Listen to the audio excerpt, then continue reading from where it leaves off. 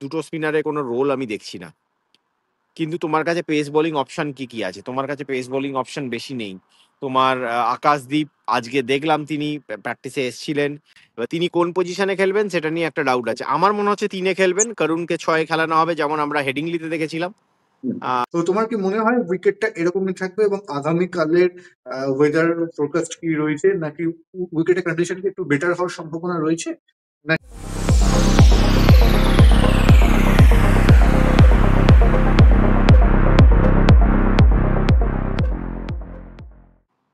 নমস্কার, বিলরুলে আবার আপনাদের সকলকে স্বাগত জানাই। আজকে আবার আমাদের সঙ্গে ম্যানচেস্টার থেকে সরাসরি রয়েছেন সন্দীপন ব্যানার্জি। সন্দীপন, বিলরুলে তোমাকে আবার স্বাগত। ধন্যবাদ পার্থদা। ম্যানচেস্টারে আজকে টিম ইন্ডিয়া প্রথমবার মানে মিডিয়া জন্য আজকে প্র্যাকটিস ওপেন ছিল। কি দেখলে এবং সমস্ত দিনে কি কি আপডেট রয়েছে এবং কি মনে হচ্ছে প্রথম 11-র জন্য কারা এগিয়ে, কারা প্রথম 11-য় খেলার সম্ভাবনা রয়েছে? দেখো এখানে আ ভারতীয় দলকে দুটো জিনিস মাথায় রাখতে হবে। একটা হুম। হচ্ছে ওয়েদার কন্ডিশন। হুম। আর একটা হচ্ছে তাদের মানে যেটা চোট জর্জরিত তাদের শিবির, সেই শিবিরে প্লেয়ার অ্যাভেলেবিলিটি, এই সব দুটো জিনিস মাথায় রাখতে হবে। তো ১ম এই বলে রাখি weather condition through out the test match যেটা আমরা বলছি যে আমরা কিন্তু বৃষ্টি দেখতে পাবো। হয়তো যতটা সম্ভাবনা কালকে বা ২ দিন আগে ছিল বৃষ্টি তার থেকে একটু কম হয়েছে। কিন্তু হুম। ম্যাচের সময় কিন্তু বৃষ্টি একটা প্রভাব ফেলবেই। আচ্ছা। আর তার ওপরে আমি যদি বলি যে আ যদি এখানকার আমি এই পিচের কথা বলি, পিচটাও আজকে যা দেখলাম পিচটা কিন্তু যথেষ্ট ড্যাম্প মনে হলো আমাকে। আচ্ছা। আমার পিচ দেখে যতটা প্রেস বক্স থেকে একদম ওপেন ভিউ পাওয়া যায় পিচে এবং সেটা কিন্তু একটা ব্ল্যাকিশ ভাব আছে। হুম। আর উইকেটটা ড্যাম্প। মানে যেহেতু ম্যানচেস্টারে লাস্ট ৫-৬ দিন ধরে বৃষ্টি হয়েছে, বেশি উইকেটটা কভারের বাইরে আসেনি, সানলাইট বেশি পায়নি, উইকেট বেক বেশি হয়নি। তো হুম। সেই জন্য উইকেটটা কিন্তু ড্যাম্প। তো আচ্ছা। তাই আ ওই উইকেটে আ দুটো স্পিনারের কোনো রোল আমি দেখছি না। কিন্তু তোমার কাছে পেস বোলিং অপশন কি আছে? তোমার কাছে পেস বোলিং অপশন বেশি নেই। তোমার আকাশদীপ আজকে দেখলাম তিনি প্র্যাকটিসে এসছিলেন। হুম। তিনি ফিটনেস টেস্টও দিলেন। মানে পিচের সাইডে গিয়ে যে মা পে সাইড উইকেটে তিনি শর্ট রান আপ এ বল করার চেষ্টা করলেন কিন্তু কমফোর্টেবল লাগলো না। নেটে তিনি বল করেননি। আচ্ছা। আ তো আকাশদীপও most probably ruled out of this test match. Arshdeep তোমার কাছে নেই। আ হুম। তোমার Nitish Kumar Reddy ruled out of the series. আ হুম। তো তোমার এখানে অপশন খুবই কম। আনসুল কম্বোজকে এড করা হয়েছে টিমে। তো আনসুল কম্বোজ ইস one option. Hmm. Apart from that আমার মনে হয় এখানে আমরা সিরাজ, বুমরা এবং শার্দুল ঠাকুর কিন্তু স্কিম অফ থিংস এ আসছে। আচ্ছা। সিরাজ, বুমরা এবং শার্দুল ঠাকুর। তোমার কি মনে হলো আজকে যে প্র্যাকটিস দেখলে তাতে করে তোমার আনসুল কম্পোজের উপর কতটা কনসেন্ট্রেট করা হলো এবং তোমার কি মনে হলো দেখে যে তাকে খেলানোর একটা প্ল্যানিং চলছে? একদমই খেলারও প্ল্যানিং চলছে। তাকে ১ম এই মানে ১ম সেট অফ বোলার্স যেগুলো যারা ফাস্ট বোলার নেটে বল করল যেমন বুমরা ছিলেন, সিরাজ ছিলেন, তার সাথে আনসুল কম্বোজ ছিলেন। আচ্ছা। প্রসিদ্ধ কৃষ্ণাকে কিন্তু এবং তার সাথে শার্দুল ঠাকুর ছিলেন। প্রসিদ্ধ কৃষ্ণাকে কিন্তু ১ম লটে বল দেওয়া হয়নি। সেটা দেখে মনে হলো যে তিনি প্রায়োরিটি লিস্টে ছিলেন। আর অনেকক্ষণ ধরে বল করলেন। যদিও নেটে কিন্তু তুমি যদি টু বি ভেরি অনেস্ট আমার আজকে নেটে প্রসিদ্ধ কৃষ্ণাকে যথেষ্ট বেটার লেগেছে আনসুল কম্বোজের থেকে। হুম।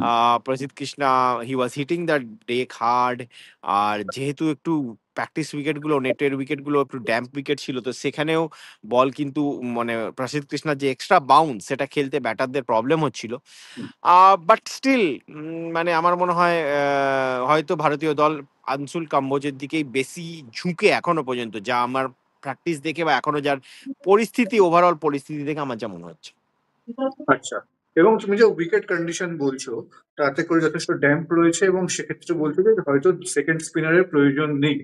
সেক্ষেত্রে তোমার বোলিং ইউনিটটা কি হবে বলে মনে হচ্ছে? মানে ৩ পেসার, একজন সুইমিং অলরাউন্ডার, সেটা হয়তো শার্দুল ঠাকুর এবং তার সঙ্গে কি রবীন্দ্র জাদেজা, মানে এই হ্যাঁ, কম্বিনেশন। একদমই রবীন্দ্র জাডেজা। একটা স্পিনার সেটা রবীন্দ্র জাডেজা অবশ্যই। হ্যাঁ। তার সাথে ৩ পেসার সিরাজ, আম বুমরা আমাদের তারপর বুমরা এবং এবং এ আনসুল কম্বোজ।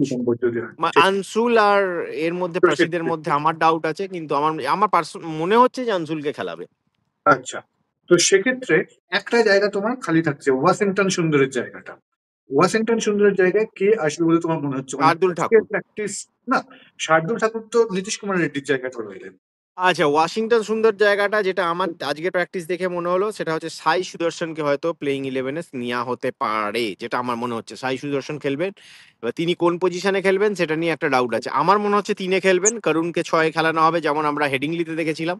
হুম। এটা আমার এখনো পর্যন্ত এটাই মনে হচ্ছে।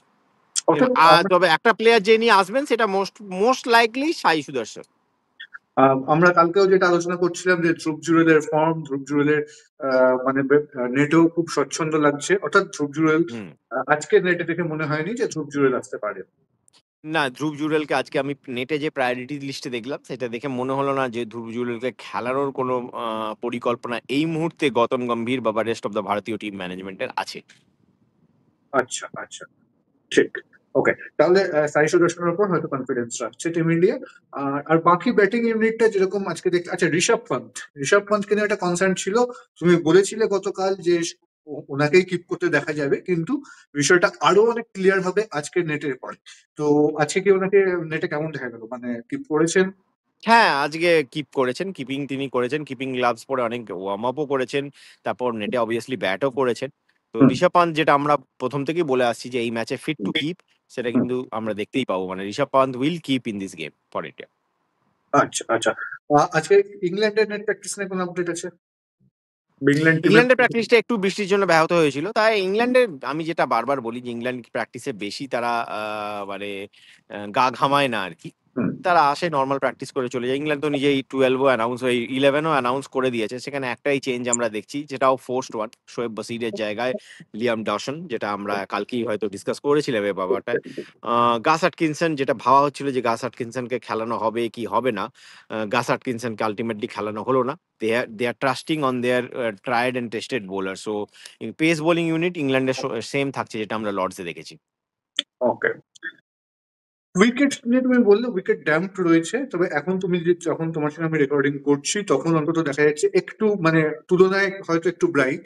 তো তোমার কি মনে হয় উইকেটটা এরকমই থাকবে এবং আগামীকালের ওয়েদার ফোরকাস্ট কি রয়েছে, নাকি উইকেটের কন্ডিশন কি একটু বেটার হওয়ার সম্ভাবনা রয়েছে, নাকি এরকমই থাকবে? একটু বেটার হবে হয়তো। হুম। যদি কালকে রোদটা ওঠে তাহলে আরেকটু উইকেটটা বেকড হবে। কিন্তু উম খুব একটা ইমপ্রুভমেন্ট হওয়ার চান্স আমি দেখছি না। কেননা উইকেটটা প্রচন্ড ড্যাম্পই ছিল যতটা আমার দেখে মনে হলো। সুতরাং টস খুব ইম্পোর্টেন্ট ফ্যাক্টর হতে চলেছে এই ম্যাচের। টস ঠিক। যে জিতবে তিনি কিন্তু দুটো ক্যাপ্টেনই চাইবেন ফার্স্টে ফিল্ডিং করতে। আর with rain around on a damp wicket হুম।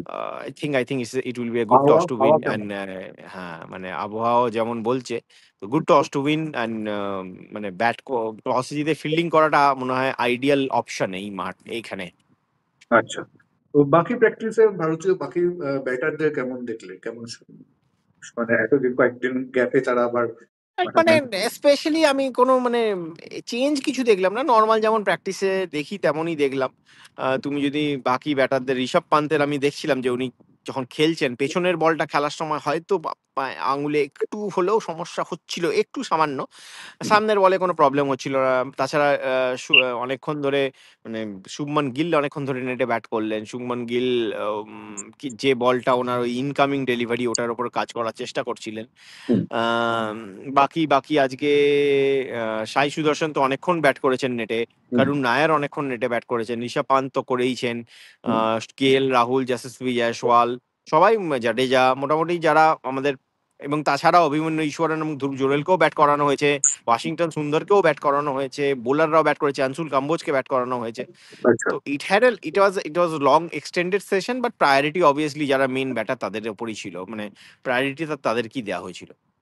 আচ্ছা, যশস্বী জয়সওয়াল প্রসঙ্গে বলি, তার লর্ডস টেস্টে সেকেন্ড ইনিংসে খেলা শটটা নিয়ে যথেষ্ট সমালোচনা করা হয়েছে, তিনি সমালোচিত হয়েছেন। প্রথম ইনিংসেও একটা খুব ভালো বলে আউট হয়ে গেছিলেন আর্চারের, দুই ইনিংসে বেসিক্যালি তিনি আর্চারের শিকার। তো তোমার কি মনে হয় আজকে নেটে একটু স্পেশাল কোনো কিছু দেখা গেল তাকে, মানে আর্চারকে ফেস করার না জন্য? স্পেশাল কিছু নয়। আজকে নেটে মোটামুটি তিনি বল অনেক ছাড়ছিলেন। মানে হুম। অফ স্টাম্পের বাইরে যেগুলো খেলার প্রয়োজন নেই সেই বলগুলো ছাড়ছিলেন। এই একটা জিনিস দেখলাম। হুম। জেনারেলি নেটে তিনি একটু অ্যাগ্রেসিভ ওয়েতেই ব্যাট করেন। কিন্তু আজকে দেখলাম বল অনেক ছাড় দেয় তাকে। তো আচ্ছা এই একটা চেঞ্জ আমি ছোট্ট চেঞ্জ আমি দেখলাম তার ব্যাটিং এ। আচ্ছা, আর আজকে প্রেস কনফারেন্স থেকে কিছু উঠে এলো? প্রেস কনফারেন্সে মোহাম্মদ সিরাজ এসেছিলেন, তাকে নিজের তার ওয়ার্কলোড নিয়ে কোয়েশ্চেন করা হলো, যেটা আমরা আগের দিন এখানে ডিসকাস করেছিলাম। কালকে তিনি বললেন যে থ্যাঙ্কফুলি আমার বডি ফিট, এবং আমি যখনই আমি চাইবো যে আমার যতটা পারা যায় খেলা, আমি যতটা চাই খেলতে, বেশি দেশের জন্য খেলতে চাই। তাছাড়া বুমরা নিয়ে তিনি বললেন যে জাস্সি ভাই খেলেঙ্গে, মতলব ওটা হচ্ছে মানে হচ্ছে উনি আলটিমেটলি বলেই দিলেন। তাছাড়া ওই তার ডিসঅ্যাপয়েন্টিং আউটটা নিয়ে তিনি বলছিলেন যে কতটা তিনি ভেঙে পড়েছিলেন, তারপর টিমমেটরা তাকে কিভাবে বুঝিয়ে আবার মানে ওই জায়গাটাতে রিকভারি, মেন্টাল রিকভারিতে সাহায্য করেছে। তো এইসব নিয়ে মোস্টলি কথা হয়েছে, but talking point of the press conference obviously Jasprit Bumrah खेलेंगे।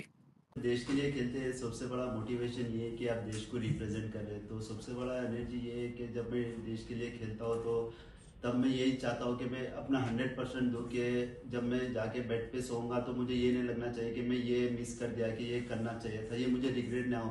तो मैं हमेशा फील्ड पे 100% रहता हूँ, रिजल्ट जो भी आए, what ever result is come. तो मेरा यही कि प्लान रहता है कि मैं 100% दूँ, और जब मैं जाके बेड पे सोऊंगा तो मुझे एक फील होना चाहिए कि मैं 100% दिया, रिजल्ट आया नहीं तो ये मैच में नहीं आया, नेक्स्ट मैच में आएगा। बट मेरा ये एक ही है कि बस मैं 100% दूँ एवरी टाइम।